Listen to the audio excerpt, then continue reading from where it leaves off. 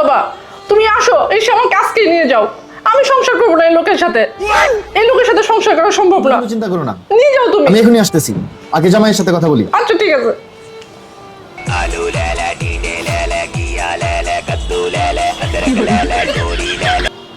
সালাম আলাইকুম শ্বশুর মশাই। আরে জামাই, আবার কি হইলো? স্বর্ণের চেন যাচ্ছে। আপনি তো জানেন স্বর্ণের কি দাম। আমি তোমাকে 1 লাখ টাকা দিচ্ছি, তুই এখানে একটু শান্তিতে থাকতে দিও, ওইটা তুমি ওইখানে রেখে দাও। আরে না বাবা, আপনি নিয়ে যান। 2 লাখ টাকা পাঠাইতেছি, ওই ঝামেলাটাকে তোমার কাছে রাখো বাবা, এদিকে পাঠায়ও না। আরে না না বাবা, এটা পারবো না আমি।